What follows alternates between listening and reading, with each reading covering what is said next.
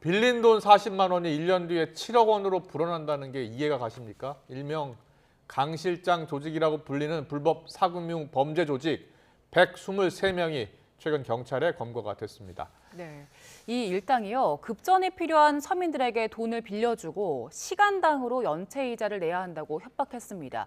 무려 5,000%의 이자를 받은 걸로 알려졌는데요. 관련해서 백기종 전 수서경찰서 강력팀장과 짚어보겠습니다. 어서 오세요. 네, 안녕하십니까. 안녕하세요. 영화는 좀 과장된 측면이 있을 것이다라고 네. 생각을 했는데 영화보다 더 심한 것 같은데요? 사실은 지금 그 강원지방경찰청에서 사건 해가지고 불법 사금융 예. 이게 범죄 조직을 단속을 했는데요. 네. 김영수 앵커께서 말씀하신 것보다 훨씬 더 영화보다 훨씬 잔인하고 예. 포악한 그런 그 불법 사금융 사건이 일어난 것이죠. 네, 지금 사례를 보니까요. 경찰이 사례를 발표했는데요. 25만 원을 빌렸습니다. 네. 그런데 이게 3개월 뒤에 1억 5천만 원이 네. 됐고요. 40만 원을 빌렸는데 이 1년 사이에 7억 원이 됐더라고요. 애초에 이 계약 자체가 가능한 건지 이 궁금증이 드는데. 이게 이제 그 계약은 대부업법이라고 있습니다. 대부업 그다음에 금융 이용자 보호에 관한 법률이 예. 연 20%를 넘지 못하게 돼 있는데 네. 방금 앵커께서 말씀하신 이게 왜 가능하냐면 네. 예를 들어서 20만 원을 대출을 받잖아요. 예, 예. 일주일에 38만 원을 갚기로 계약서를 작성을 합니다. 그다음에 이제 계약서 작성 당시에 38만 원을 일주일 안에 못 갚으면 네. 시간 단위로 이자를 상승시키겠다. 이렇게 되니까 계약서에 그게 적시돼 있습니까? 사실 그렇게 계약을 했어요. 그러니까 이제 이 소위 주부나 대학생, 취업 준비생들, 그다음에 급전이 필요한 분들이나 또 그 저신용 불량자들은 네. 돈 50만 원 이하 소액 같은 경우는 금방 갚을 수 있다고 생각을 하거든요. 그렇죠. 예. 그러니까 그런 계약이 불법인 줄 알면서도 계약을 작성을 합니다. 네. 그런데 실질적으로 현실적으로 어려우니까 돈을 갚지 못하면 네. 시간 단위로 이자가 올라가서 이렇게 몇십만 원이 1년이면 거의 2억 원 돈이 돼버리는 이런 네. 아주 살인적인 고금리 그런 게 되는 거죠. 예. 보통 이런 계약할 때요. 선이자를 먼저 떼고 각서도 쓴다면서요? 보통 그렇습니다. 예. 이제 뭐 50만 원 갚아도 뭐 이자를 그 선이자를 떼거든요. 떼고, 그럼 보통 예. 뭐 한 30 몇만 원 받아 가는데 아.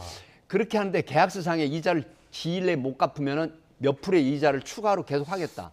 그게 결국은 이제 피하게 되거든요. 돈을 예, 예. 소액이라도 갚지 못하니까. 그런데 그네들은 계속해서 시간 단위로 계산을 해가지고 이런 살인적인 고리 대금업을 하게 되는 것이죠. 네. 그리고 각서도 쓴다고 하는데 이런 각서도 효력이 없는 거죠. 원인에 있어서 불법 행위입니다. 예. 왜 그러냐면 각서를 썼다, 계약서에 썼다고 하더라도 원인에 있어서 불법 행위는 전혀 민사 형사적으로 책임이 없기 때문에. 근데 일반 서민들은 예. 이런 걸 모르거든요. 네. 그러니까 내가 대출을 받고 계약을 해서 각서를 작성해 줬기 때문에 이대로 이행을 해야 된다. 이렇게 생각을 한단 말이죠. 네. 그래서 계속해서 이 고리대금업자들에게 빨려 들어가면서 정말 가정이 파탄나고 뭐 심지어는 극단적인 선택을 시도하는 그런 지경에까지 이르게 되는 것이죠. 네. 현재 법정 최고이율은 연 20%이기 때문에 그렇습니다. 이거를 더 많이 받으면 무조건 불법이에요. 계약서를 그렇습니다. 썼다고 하더라도 의무가 없죠. 그렇습니다. 지금 예. 우리 ITN 시청자분들이 이걸 이해를 하셔야 되는데 원인에 있어서 불법적인 계약이기 때문에 지킬 의무나 책임이 전혀 없습니다. 예, 예. 그렇기 때문에 만약에 이 불법 채권 추심을 하는 경우는 이 계약서나 계약을 했다고 하더라도 바로 경찰서 지능범죄수사팀 같은 곳에 신고를 하게 되면은 예. 이 가해자들 소위 불법 채권 추심을 하거나 그다음에 불법 대부업자들을 단속하는 근거가 되는 것이죠. 네. 그런데요, 이 범죄 조직이요, 대출금을 다 갚아도 추가 이자 연체에 있다, 뭐 이렇게 협박을 하나 봐요. 그러니까 이제 대출을 받았던 사람이 분명히 이자를 갚았는데 예, 갚았는데도. 별도의 함정을 만들어 놓습니다. 그러니까 그 계약서 위에 별로 특약사항이라는 걸 만들어 놓습니다. 그래서 지정된 시간 내에 못 갚았다라는 어거지를 쓰는 거죠. 그렇게 해가지고 번갈아 가면서 협박을 하고 그 다음에 이자를 더 내야 된다. 이런 식으로 하니까 결국 사회에 알려지거나 또 법에 대해서 상식이 없는 이런 분들이 계속해서 고난을 당하는 그런 형태가 되는 거죠. 네, 네. 이 일당이 실제로 보냈던 협박 문자를 좀 보려고 하는데요. 네, 저희가 자, 아까- 문자를 좀 보여드리겠습니다. 예. 그 지금- 문자를 보면요. 이 갓난아기 사진을 첨부해서 네, 앞서 사진도 보이던데요. 예, 예. 사진을 좀 보여주십시오. 그 내용을 보면 돈을 갚아라. 정확히 모든 추심이 3시에 시작된다. 그리고 말로 안 한다. 라고 지금 협박을 하고 있는 거잖아요. 근데 직접 이런 수사들 과거에도 많이 하셨잖아요. 이런 협박 정말 많이 하니까. 지금 실질적으로 현재는 이게 불법 채권 추심에 대해서 굉장히 강력한 단속을 하거나 처벌을 하거든요. 네, 네. 지금 우리 정부에서도 금융 관련한 곳에서 올해 10월 달까지 일제 단속을 하는 중입니다. 네. 그렇기 때문에 지금은 굉장히 잦아들었지만 그럼에도 불구하고 신고를 하지 못하도록 안전장치를 마련해 놓습니다. 예. 뭐 예를 들어 신상 정보를 미리 마련해 놓고 준비해 놓고 협박을 한다라든가 은밀하게 뭐 추수를 한다라든가 이런 부분이 있기 때문에 실제 피해가 있어도 신고를 못하는 경우가 많은데 이런 게 지금 전국에서 수백 개 정도의 조직이 있는 걸로 밝혀지고 있고 예. 금감원 통계를 보면요 작년만 해도 6만여 건이 불법 사금융 피해 신고가 들어왔거든요. 그렇다고 하면 이런 통계를 봤을 때 전국에서 수백 개 불법 사금융을 하는 조직이 있다 이렇게 볼 수가 있겠습니다. 네. 지금 저희가 그래프로 좀 보여드린 내용을 다시 한번 보면 오후가 됐으니까 넌 내 따블이 됐다 이렇게 네. 표현을 하고요. 그리고 협박을 이렇게 합니다. 지금부터 잘 봐라. 아버지부터 해가지고 싹 다 터트려 버릴 거야. 이렇게 협박을 더 하나 봐요. 그러니까 마음이 약한 그리고 심리적으로 좀 취약한 그렇죠. 서민들은 무척 겁이 날 것 같아요. 겁이 나죠. 왜 그러냐면 한 예. 명만 하는 게 아니라 예. 번갈아 가면서 협박을 한단 말이죠. 전화 협박이나 아니면은 사무실이나 주거지나 이런 곳에 특히 가정주부, 그다음에 저신용 불량자, 그다음에 취업 준비하는 학생들, 대학생들 예. 이런 사람들은 사실 취약하거든요. 그렇기 때문에 이런 협박을 하게 되면은 신변의 위협을 느끼게 되고 혹시 내 가족에게 어떤 피해가 오지 않을까 이런 생각을 하게 됩니다. 그래서 신고도 못하고 계속 고리대금을 갚아 나가는 결국 이런 피해가 반복되는 것이죠. 말도 안 됩니다 정말. 네, 예. 당사자 협박하는 것도 물론이고 그 주변 사람들에 대한 협박도 한다는 겁니까? 그러니까 이제 주변 사람 협박은 어떻게 하냐면요. 예. 계약서를 작성할 때 당신이 돈을 못 갚으면 누가 갚아? 그러면 우선 급전이 필요하니까 우리 어머니 아버지도 계시고 누나 동생 오빠 있다. 이게 가족을 공개를 해요. 예. 그러면 합법적으로 할 테니까 너가 그 신상 정보 공개 전화나 주소나 이걸 알려줘. 그럼 그걸 전부 다 작성을 해놓습니다. 그렇군요. 그래서 만약에 이 사람이 무서우니까 이제 연락을 안 받잖아요. 예. 그럼 그 가족들을 번갈아 가면서 전화하고 찾아가고 이러니까 이 피해가 점점 눈덩이처럼 불어나고 그다음에 갚지 않아야 될 돈 이자를 갚게 되는 이런 부작용이 생기는 것이죠. 자, 어떤 조직인지 좀 살펴보겠습니다. 해당 조직이요. 모두 123명이라고 합니다. 123명. 그 가운데 10명을 구속했고요. 자, 조직이 어떻게 운영이 됩니까? 소액대출 피해자를 주변에 보면 면담팀, 자금수금팀, 지역수금팀, 뭐 총책, 실장 굉장히 다양하네요. 역할 분담을 만들어 놓고 예. 이제 수법이 이런 겁니다.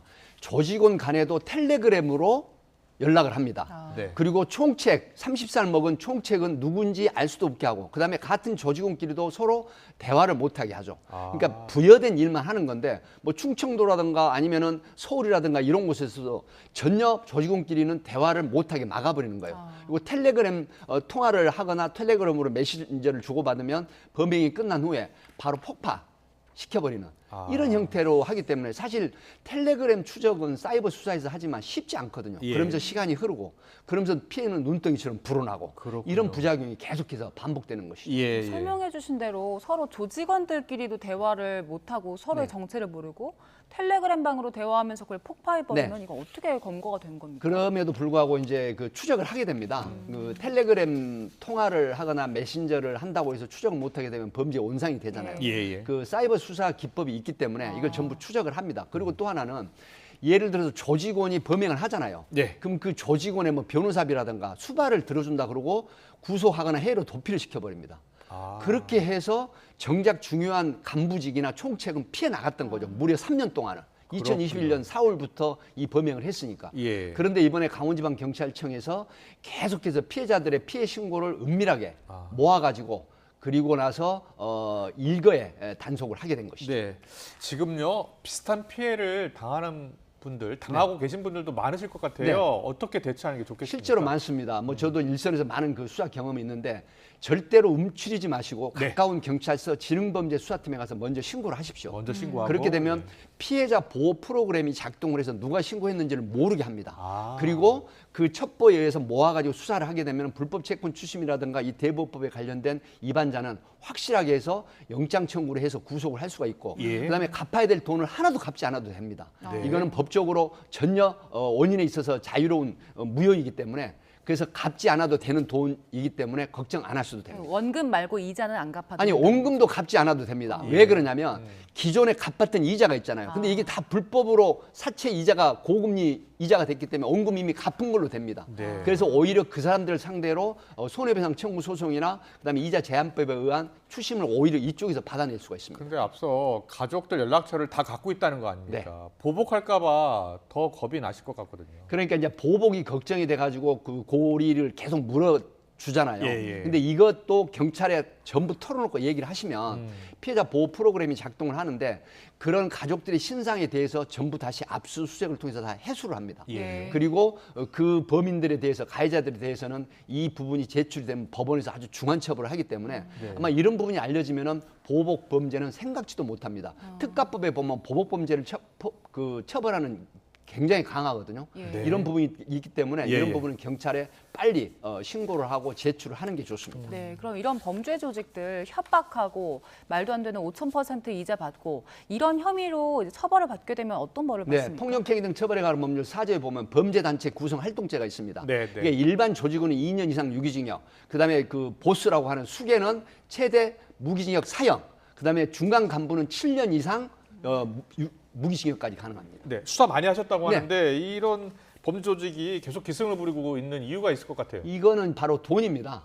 그러니까 이런 불법을 통해서 약자들, 경제적인 약자들을 상대로 신고를 못할 것이다. 어떤 안전장치를 마련해 놓고 전국적인 이런 범죄를 하면은 굉장한 수익입니다. 이 지금 주범도 서울 한 아파트 1,800만 원씩 월세를 내고 호화 생활을 했거든요. 예. 외제차를 끌고 다니면서 예, 예. 그런 부분이 있기 때문에 이런 부분에 대해서는 가장 빠른 대처는 경찰에 신고를 하면 피해를 더 이상 줄일 수 있다. 이렇게 네, 말씀을 드립니다. 알겠습니다. 일단 경찰에 신고하고 경찰을 믿고 그렇습니다. 알리는 게 급선무인 것 같습니다. 네. 지금까지 백기종 전 수서경찰서 강력팀장과 함께 이야기 나눠봤습니다. 잘 들었습니다. 감사합니다.